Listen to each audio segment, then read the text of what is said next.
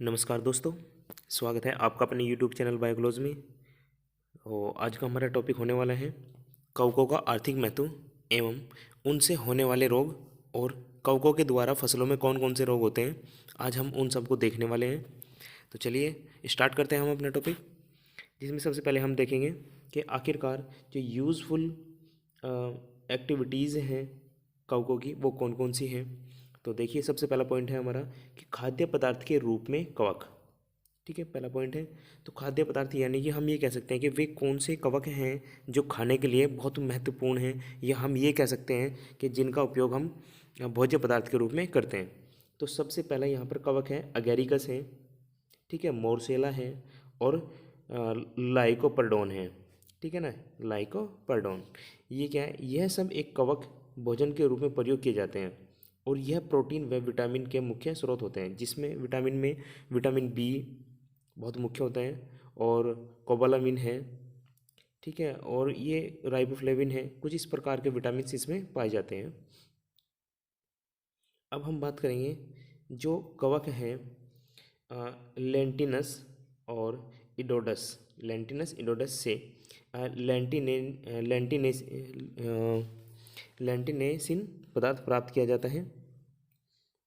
इससे कौन सा पदार्थ प्राप्त किया जाता है? लेंटिनेसिन पदार्थ प्राप्त किया जाता है, जो रक्त में कोलेस्ट्रॉल की मात्रा को कम करता है। ये मुख्य कवक है लेंटिनस और इडोडस से लेंटिनेसिन पदार्थ प्राप्त किया जाता है ना, और ये क्या करेगा? रक्त में कोलेस्ट्रॉल की मात्रा को कम करता है। इसके बाद में हम देखने वाले हैं कि आखिरकार कौन कौन से जो कवक हैं जो औद्योगिक स्तर पर के जो इकोनॉमिक के रूप में बहुत ज़्यादा इंपॉर्टेंट है, वे कौन कौन से हैं। तो देखिए, सबसे पहले हम देखते हैं उद्योग में पनीर निर्माण में कौन सा कवक है जो सबसे मुख्य है। तो हम यहाँ बात करेंगे पेनिसिलियम को कोमेनबर्टी, पेनिसिलियम कोमेनबर्टी और पेनिसिलियम रोकफोर्टी। ये क्या है? ये कुछ कवक हैं जो मुख्यतः जो पनीर है उसके निर्माण में मुख्य भूमिका निभाते हैं। इसके बाद हम देखेंगे जो ब्रेड है, ब्रेड उद्योग में, तो इसमें क्या है? ये यीस्ट होता है, और यीस्ट कैसा होता है? हमेशा एक कोशिकीय होता है, और इसका जो नाम है वो सैक्रोमाइसीस सेरेवेसी है। इसके बाद हम देखते हैं कुछ हैं जो औद्योगिक स्तर पर जो शराब उत्पादन है, या हम ये कह सकते हैं कि जो अल्कोहल उत्पादन में मुख्य भूमिका निभाते हैं, वे कौन से कवक हैं। कवक में क्या है? यीस्ट है। यीस्ट एक कोशिकीय कवक है, और ये क्या होता है कि जब इसे शर्करा में मिलाया जाता है तो इसमें क्रिया होती है किण्वनीकरण, और किण्वनीकरण में जो इसमें मुख्य एंजाइम पाया जाता है उसका नाम है जाइमेज, और जाइमेज से यहाँ पर क्या बनता है? दो अणु निकलते हैं C2H5OH, यानी कि एथिल अल्कोहल, और प्लस में क्या निकलती है? यहाँ पर CO2 गैस निकलती है। इसके बाद आप देखिए, अगर हम पेनिसिलिन की बात करें तो पेनिसिलिन जो है ये सबसे पहली एंटीबायोटिक थी, और इसकी खोज 1928 में जो अलेक्जेंडर फ्लेमिंग है उन्होंने की थी, और इसका निर्माण पेनिसिलिन का किससे किया जाता है? पेनिसिलियम नोटेटम, ये इसका पौधा है, और जो ये तो इससे तो प्राप्त की जाती है, लेकिन औद्योगिक स्तर पर किससे प्राप्त की जाती है? ये पेनिसिलियम साई क्राइजोनियम, पेनिसिलियम क्राइजोनियम से ये प्राप्त किया जाता है। इसके बाद हम देखते हैं कि जो जिब्रेलिन्स हार्मोन्स हैं, ये पौधों में वृद्धि कारक हार्मोन्स होता है, और इसके अगर हम देखें कि इसके निर्माण में कौन सा जो कवक है वो मुख्य भूमिका निभाता है, तो यह कवक है जिब्रेला फ्यूजिकोराई, से यह भी प्राप्त किया जाता है। इसके बाद हम देखते हैं कुछ जो हानिकारक यहाँ पर कवक हैं वे कौन कौन से हैं। तो हानिकारक कवक में आएंगे कि एस्परजिलस, ये एक इनका समूह है। इसकी कुछ प्रजातियाँ हैं जो मुख्य रूप से बहुत हानिकारक होती हैं, वे कौन कौन सी हैं। तो देखिए, एस्परजिलस नाइजर है, एस्परजिलस फ्लावस है, और जो ये क्या करते हैं?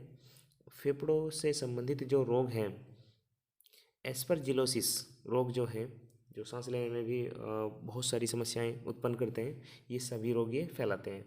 और रोगों से संबंधित कौन सा इनका ग्रुप है, उसका नाम है एस्परजिलस, और एस्परजिलस में मुख्य कौन है? एस्परजिलस नाइजर और एस्परजिलस फ्लावस। ठीक है, इसके बाद हम देखते हैं जो रिंग वर्म है, जिसे दाद कहा जाता है। रिंग वर्म भी एक कवक से होने वाली बीमारी है, जिसमें मुख्यतः ट्राइकोफाइकोटोन और यहाँ पर ट्राइकोफाइकोटोन है और दूसरा है माइकोस्पोरम है। ये सब क्या है, ये कुछ कवक हैं बहुत जो सूक्ष्म होते हैं और ये क्या करते हैं, ये नमी के मौसम में बहुत ज़्यादा ग्रो करते हैं और इसी से क्या होता है कि रिंग वर्म जो है, दाँत खाज खुजली वाला, ये रोग उत्पन्न करता है। इसके बाद हम देखते हैं कि जो खाद्य पदार्थों को नष्ट करने वाले, जैसे हमने कभी आपने देखा होगा अगर कोई खाद्य पदार्थ है तो उसमें कुछ समय बाद अगर 1-2 दिन वो ऐसे ही रखा रहे तो उसमें क्या हल्की हल्की फफूंद लग जाती है और कभी कभी अचार भी ख़राब हो आंवले ख़राब हो जाते हैं। तो उनके लिए कौन सा कवक जो उत्तरदायी है वो देखिए, वो है राइजोपस है, म्यूकर है और एस्परजिलस है। ये किने किने जो कौन से वे पदार्थ हैं जिन्हें ये ख़राब करते हैं, तो मुरब्बा है, मुरब्बे में कभी कभी फफूंद लग जाती है, अचार है, रोटी है ना, और जेली है। बहुत सारे ऐसे पदार्थ हैं जो कुछ समय बाद रखे होने पर इनमें फफूंद लग जाती है और ये उसे ख़राब कर देते हैं। इसके बाद हम देखते हैं कुछ कवक ऐसे हैं जो कभी कभी बरसात के मौसम में कपड़ों पर लगते हैं और उन्हें वे खराब कर देते हैं या उन्हें नष्ट करने में वे सहायक होते हैं। वे बहुत उन हम सभी कवक को देख लेते हैं, वे कवक कौन कौन से हैं। तो देखिए, कपड़ों को नष्ट करने वाले जो कवक हैं वो है अल्टरनेरिया ट्राइकोडर्मा। इस कवक का क्या नाम है, अल्टरनेरिया ट्राइकोडर्मा। और इसके बाद हम देखते हैं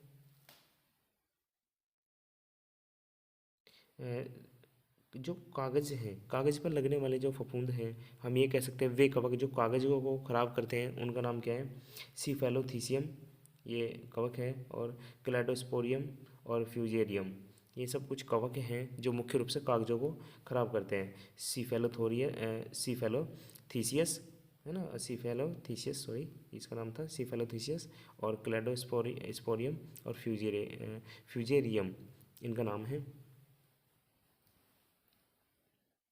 इसके बाद हम देखते हैं कुछ लेदर हैं जो लेदर को ख़राब करते हैं, उन पर फफूंद लग जाती है। तो सबसे पहला इसमें देखते हैं कि एस्परजिलस नाइगर है जो लेदर को ख़राब करते हैं, और पिसेलोमाइसिस ये भी क्या है, ये कुछ एक प्रकार का कवक है जो चमड़े हैं या लेदर से बने हुए पदार्थ हैं उन पर ये उन्हें ये नुकसान पहुंचाते हैं। इसके बाद हम देखते हैं कुछ रबड़ हैं जो रबड़ पर लगने वाले जो फंगस हैं और उन्हें नुकसान पहुंचाते हैं। तो वे कौन कौन से हैं, तो वे देखिए एस्परजिलस है, सबसे मुख्य एस्परजिलस है, और पेनिसिलियम है।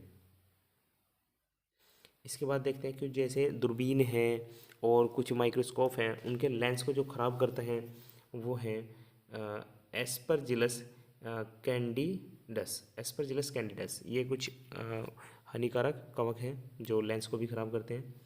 तथा कुछ कवक ऐसे हैं जो एमेनिटा, ये बहुत मुख्य हैं। ऐसा कवक है जो एमिनेटा, जो देखने में कैसा लगता है, एगेरिकस जैसा लगता है। और एगेरिकस क्या होता है, ये खाने योग्य कवक है। और ये जो एने एने एमेनिटा है, ये क्या होता है, ये एक जहरीला कवक है और इसे खाने से मृत्यु तक हो जाती है। इसके बाद हम देखते हैं एफ्लाटॉक्सिन जो कवक है, यह यकृत का कैंसर उत्पन्न करता है। और एक सबसे मुख्य होता है यहाँ पर LSD, इसका नाम होता है लाइसर्जिक एसिड, और डेथली डाइथिलेमाइड है ना, इसका नाम होता है। और ये क्या है, ये जो LSD है ये किससे प्राप्त किया जाता है, क्लेविसेप्स से ये प्राप्त किया जाता है। ये एक क्लेविसेप्स क्या है, एक प्रकार का कवक है। और ये LSD क्या करता है, ये विभ्रम की जो स्थिति है वो उत्पन्न करता है।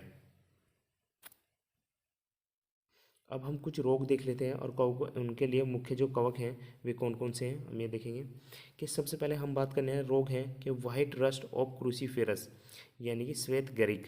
जो सरसों में होने वाला जो रोग है तो वो किस कवक के कारण होता है, सिस्टोपस कैंडिडा या एल्ब्यूगो कैंडिडा के कारण होता है।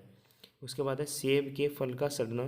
तो सेब के फल का सड़ना होता है पैरानोस्पोरा स्पीसीज़ के कारण। ये कवक है सेब का सड़ना, इस पैरानोस्पोरा और स्पीसीज़ के कारण होता है। फिर आलू का अंगमारी या अर्ली ब्लाइट जिसे कहेंगे, ये होता है अल्टरनेरिया सोलेना। ये मोस्ट इम्पोर्टेंट है, बहुत मुख्य प्रश्न है कि आलू का अंगमारी सॉरी आलू का अंगमारी तो किसके कारण होता है, अल्टरनेरिया सोलेनाई के कारण। इसके बाद हम देखते हैं कि आलू का पछेता अंगमारी रोग किसके कारण होता है, तो यह फाइटोफ्लोरा और इन्फेस्टांस के कारण ये होता है। इसके बाद हम देखते हैं जो धनिया है, धनिया का स्टेम गाल रोग जो होता है वो किसके कारण होता है, तो वो रोग होता है प्रोटोमाइसिस मैक्रोस्पोरस के कारण होता है। और गन्ने का लाल रस्ट गलन रोग, या हम कह सकते हैं गन्ने का लाल गलन रोग किसके कारण होता है, तो ये कोलेटोट्राइकम फल्केटम के कारण। ये भी बहुत मुख्य है, सबसे मुख्य है गन्ने का लाल गलन रोग, तो कोलेटोट्राइकम फल्केटम के कारण ये होता है। इसके बाद आता है कि ब्लैक रस्ट ऑफ व्हीट, यानी कि गेहूं का काला जो रोग होता है वो किसके कारण होता है, तो ये होता है पक्सीनिया ग्रेमिनिस और ट्रिटिसाई, पक्सीनिया ग्रेमिनस और ट्रिटिसाई के कारण गेहूं का ब्लैक रस्ट होता है। और गेहूं का सलत कंड रोग किसके कारण होता है, ऑस्टिलोगोन्यूडा ट्रिटिसाई के कारण, ऑस्टिलोगोन्यूडा ट्रिटिसाई के कारण होता है।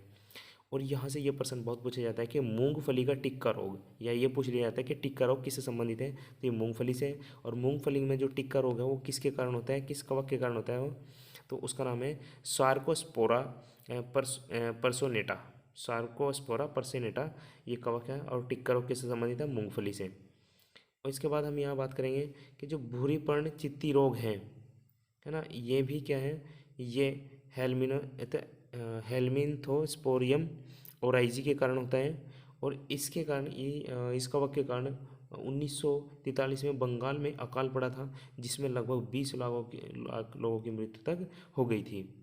तो देखिए दोस्तों, ये कवक से संबंधित कुछ हमारा छोटा सा एक लेक्चर था। तो आप सबको हमें उम्मीद है कि आप सब लोगों को ये बहुत पसंद आया होगा। अगर आप कोई भी प्रश्न आपको समझ में नहीं आया है तो आप हमें कमेंट बॉक्स में कमेंट करके पूछ सकते हैं। और वीडियो अच्छी लग रही है तो आप सब वीडियो को लाइक करें और सब्सक्राइब करें। धन्यवाद।